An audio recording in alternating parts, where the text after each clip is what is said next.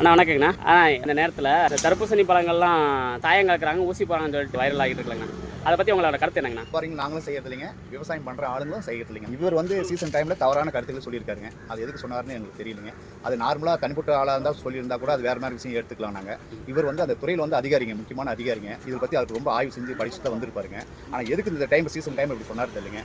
விவசாயம் பண்ற மக்களுக்கு அவங்களும் ரொம்ப கஷ்டப்படுறாங்க, நாங்க வியாபாரம் பண்றோம் நாங்களும் ரொம்ப கஷ்டப்படுறோங்க. ஒரு 4 நாள் வியாபாரம் கம்மியாயிட்டு இருக்கு. அவங்க மக்கள் வந்து நல்லா விரும்பி சாப்பிட்ற டைம்ல பழத்தை இப்ப இந்த விஷயம் சொன்னக்குள்ள அவங்க என்ன நினைக்கிறாங்க, பெரியவங்க எப்படின்றது கூட சிந்திக்கல, குழந்தைகளுக்கு எதுவும் ஆகுமா இப்பெல்லாம் நல்ல பொருளுங்க, ஊசி மருந்து அந்த அதிகாரி தான் கண்டுபிடிச்சிருங்க. நாங்களும் கண்டுபிடிக்கல, விவசாயம் கண்டுபிடிக்கல. இது எங்களுக்கு சம்மந்தமே இல்லைங்க. காலைல ஒரு 7 மணிக்கு அடிபட்டுச்சுங்க பழம். தூக்கி போடும்போது தெரியாம அடிபட்டுச்சு. கரெக்டாக 3 மணி நேரம் ஆகுதுங்க. இந்த 3 மணி நேரம் ஆகிறதுக்குள்ள பழம் எப்படி இருந்துருக்கு பாருங்க. நிறையா 3 மணி நேரம் தாங்க. இந்த பழத்தை வந்து கெட்டு போச்சு. இந்த 3 மணி நேரத்துக்கு இப்படி கெட்டு போயிருக்கு. ஊசி போட்டால் நம்ம என்ன பண்ண முடியுங்க? பழுத்துல வாழை விடுங்க. இலை தக்காளி நானும் விவசாயி பேரன் தாண்டியாய்.